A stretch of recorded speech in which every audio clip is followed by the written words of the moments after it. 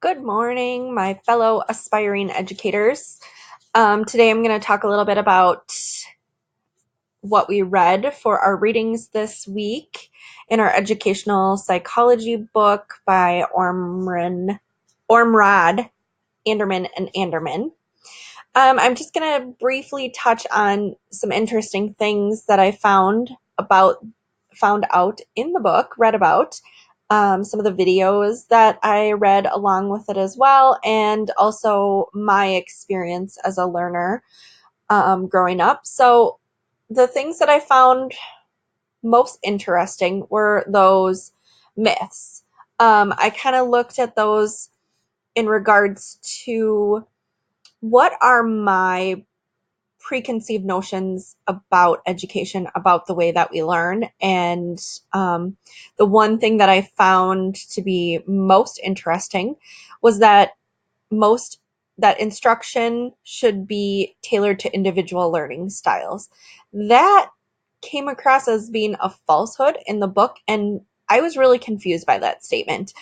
I see things everywhere, and I see in our education system that we really need to look at the individual learner. How does the individual learner learn best? And then they're telling us this is actually false. So I was actually very, very confused by that statement. And I think I need some time to process that further and figure out, okay, what does that look like in the realm of my future as an educator? But in regards to my past, the student Josh, the teen, he talked a lot about early growth.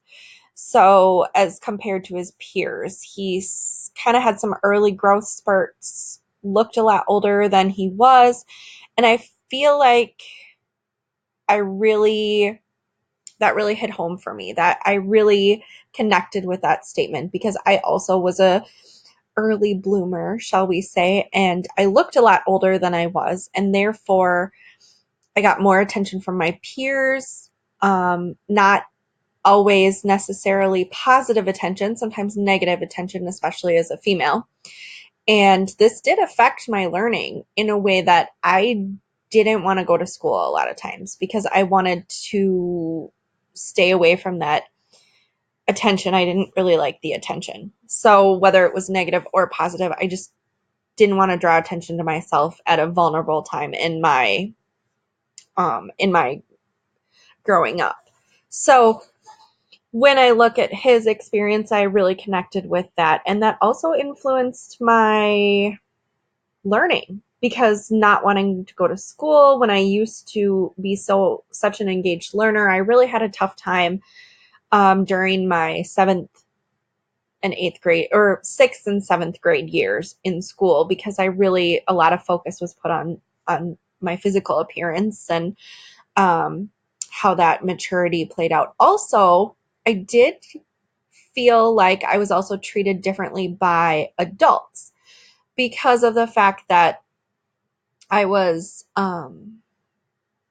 looked at as being more mature than I actually was. So the way that I physically looked did not match my brain development. And I feel like a lot of times as educators, we need to be sensitive to that because there are a lot of kids who are very tall nowadays. I mean, I see 3rd graders that are as tall as me, 4th graders that are as tall as me, but that doesn't mean that their brain is developed as much as a 6th grader who is maybe equal in height or shorter than them. And again, we have to look at that as far as reverse. So kids who are in 6th grade who maybe are smaller, their brain is developed like a 6th grader.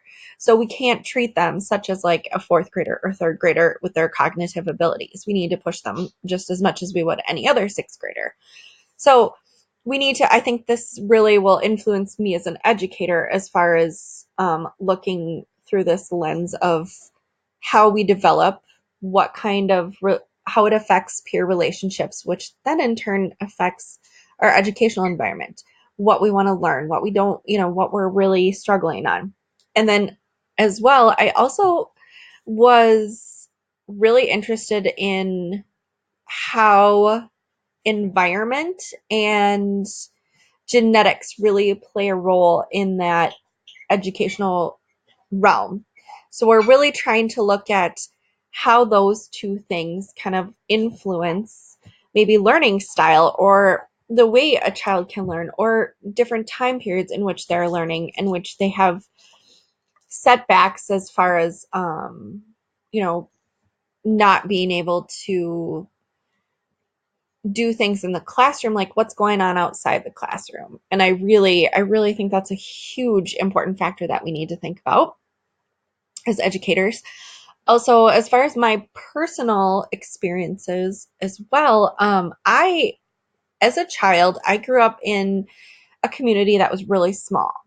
So everybody knew everything about everybody. You were with the same kids from kindergarten all the way on through. And I feel like if you got pegged as a kid who was maybe a slower learner or super, super smart, that followed you. And it was hard to kind of break out of that within your educational environment. So you had been pegged as a smart kid or a dumb kid, or a slower learner, or you were a sped kid was often the term used. And to break out of that shell was actually really difficult, I think, for a lot of students.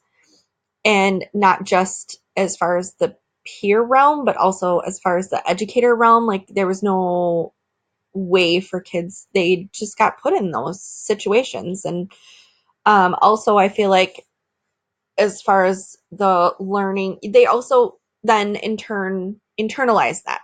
So they thought, okay, I'm a sped kid. I'm always going to be a sped kid. I'm never going to be anything else. And so that, I think that really affects the kids of learning, because they get this mindset that isn't a growth mindset, that isn't like, I can do this, I can do this. Instead, it's I can't, I can't, I can't. I am one of these kids, I can't. So it's all that kind of background information. The community as a whole, um, again, also, I think it's Piaget. I think that's how you pronounce it. Piaget is constructivist theory. So that really struck a chord with me, because I was thinking about how kids figure out, the one example that came to mind pretty immediately was how kids think about babies being born. So they construct their ideas, their beliefs about how a baby gets from the womb to the world based on what they know. And I just think it's like incredible to hear the stories about, well, I think the belly button opens up. I think it comes out your bottom. So I'm not trying to be inappropriate. I'm just saying, like, this is the one, really, this thing, just this idea is cemented in my mind with constructivism and constructivist theory, according to Piaget, is the whole idea of how kids figure out and how they construct the idea of birth based on what they know or don't know. And I love it. I think it's a really good example of kids maybe coming up with their own ideas, their own belief system based on only the very few things that they know. Again, as well with like Santa would be another one. What they know, what they don't know.